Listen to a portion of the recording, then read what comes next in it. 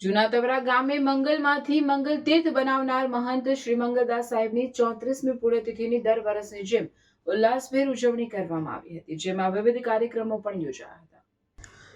ભરૂચ તાલુકાના જૂના તવરા ગામે પાવન સલીલામાં નર્મદા નદીના કિનારે આવેલા મંગલમઠ કબીર આશ્રમ ખાતે મંગલમઠના સ્થાપક પૂજ્ય મંગળદાસ સાહેબની 34મી પુણ્યતિથિની ભવ્ય ઉજવણી કરવામાં આવી હતી, જેમાં ભજન, કીર્તન, ગુરુપૂજન, પ્રાર્થના, સત્સંગ, પ્રવચન, સેવા, આરતી, પ્રસાદ વિતરણ, ભોજન, આનંદ આરતી સહિતના વિવિધ ધાર્મિક કાર્યક્રમો યોજાયા હતા.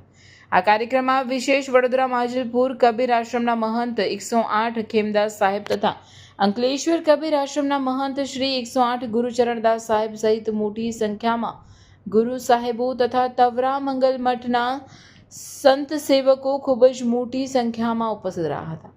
આ પ્રસંગે મંગળદાસ સાહેબે કરેલા કાર્યોનું વર્ણન કરવામાં આવ્યું હતું અને હંમેશા મંગળદાસ સાહેબ કહેતા કે ગુરુના ચરણોમાં જ રહેવાથી વ્યક્તિનું કલ્યાણ થતું હોય, ત્યારે આજે વિશેષ સાહેબની 34મી પુણ્યતિથિના અવસર પણ તમામ સાધુ સંતોએ ભાવાંજલિ અર્પણ કરી હતી. કે તોય ગોળનો ભાવ નહીં ઉતરતો. બાંધગળ અહીં છે.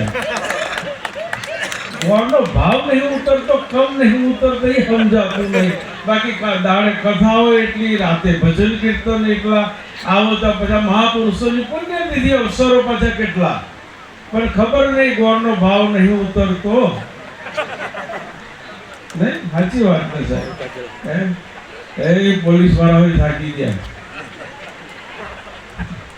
આ પાસે ઉઠેલ નાખે, તેલ પાસે બેહાડે, ઉઠેલ નાખે, પાસે બેસાડે. એવું મંગળદાસજી સાહેબના શબ્દો છે. આ મંગળદાસજી સાહેબો યાદ કરી કરીને આવા શબ્દોમાં આપણને હસાવીને મીઠો ઠપકો હંમેશા કહેતા આવ્યા છે. એટલે કબીર સાહેબે પણ કીધું કે ભાઈ, તુલસીદાસજી પણ કહે છે તને દોર ઘડતા ઘડતા વળી માણસ ઘડ્યો, મૂક્યાના સિંગ અને પૂછ, તુલસી હરી ભજન વિના દીક દાડીને દીક ધારી. આ બધું સાચું, પણ જો ભજન ના કરે તો દાઢી જટા બધું નકામું થઈ જાય. એ તમારે બરાબર ગાળો પાડ્યો અને એને છે એને મોળામાં નાખવાની જગ્યાએ અહીં ગરમ ફેરવ્યો, કપડાઈ પાડું એમ.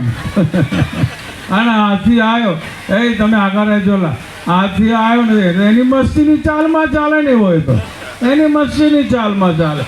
મસ્તીમાં ચાલ્યો અને ચાલ્યો ને તે પેલા હાથીના પગમાં પેલો ગાળો ફરવાઈ ગયો. અને એ તો આરામથી વેલાને તો એને શું લાગે વર્ગે, હાથીને વેલા કોમ લાગે, એને કે નરતલ લાગે. ચાલ્યો તે પેલા ભરવાયો ને તે પેલો હલ હોય ભરવાયો કંઈ ઘરે તે તમારે કરે, પણ તમારે પછી પેલી સસલી નીકળી, ઓ રડિયારા રડ મેલો આવે, જપો ના મરે હોય, ના પડે તમારથી. ભાઈ રડિયારો તો કાળનો રડ મેળવા તૈયાર છે, પણ હું તારો છોડે તારે ને. આ મંગળદાસ સાહેબનો દસ્તાન છે. આ બધું મને યાદ આવે છે. અને કહેતા એમની ભાષા બહુ અલાયદી હતી, હસમુતી હતી. આપણે તો તમારે દાંત કાઢી કાઢીને તેઓ અહીંના હયાત છે. એમનું ભજન અહીંયા આગળ અમર છે. એ ભજન અહીંયા આગળ બોલી રહ્યું છે. એ ભજનનો પ્રતાપ આજે આપણે બધા જોઈ રહ્યા છે. આટલા બધો સંત મહાત્મા, આટલા ભક્તો અહીંયા આગળ ભેગા થયા છે. એ ભગત, એ મહાન પુરુષનું આ ભગત ભજન જે કર્યું છે, એ ભજન દ્વારા આપણે બધા આગળ એકત્રિત થયા છીએ. કારણ કે આ એક ગુરુ ભક્તિનો ભાગ છે. આજે ગુરુ ભક્તિ ચેતનદાસ સાહેબમાં એટલી જ ઉતરેલી છે. ચેતનદાસ સાહેબ એક ઘોર આત્મા છે, ઘોર. પોતે એની અંદરમાં કોઈ છલ કપટ ના મળે એવા મહાપુરુષ, એવા ચેતનદાસજી સાહેબ આ ભૂમિ પર પોતે વિરાજમાન છે. આ ભૂમિને દિન પ્રતિદિન પોતે પ્રગતિ કરતા કરતા કરતા કરતા આ એક બંજર જેવું હતું, કોતરડું હતું, પણ એને પણ પૂરીને પોતે ફર્સ્ટ ક્લાસ બનાવીને આજે અહીંયા આટલા હંસોને પોતે ઇલોલ કરાવી રહ્યા છે, જ્ઞાન આપી રહ્યા છે. તો એવા આજે સંત સમાગમ મેળો અહીંયા સંત અમારા માણેકદાસ સાહેબ સંત સમાગમ ભૂલશોના ભાઈ, આદિ અંતની એ સાચી સગાઈ, તે માટે સદા સેવો સંતને. મંગલ મઠ મંગલદાસ સાહેબની પુણ્યતિથિનો ઉત્સવ પણ ખૂબ ધામધૂમથી ઉજવી રહ્યા છે. એવા સાહેબના લાડીલા સેવકને પણ કોટી કોટી પ્રણામ. બંડી સાહેબ, અમારા પંકજદાસ સાહેબ, અમારા શાંતિદાસ સાહેબ બધાને ત્યારથી જ અમને ખૂબ જ કંઈ બોલાવે ને અમે નોના હતા તે નોના મહંતો કોઈ કિંમત નહીં અમારી, પણ છતાંય શાંતિદાસ સાહેબ તે વખતે મને બોલાવવાના અહીં પણ આવે.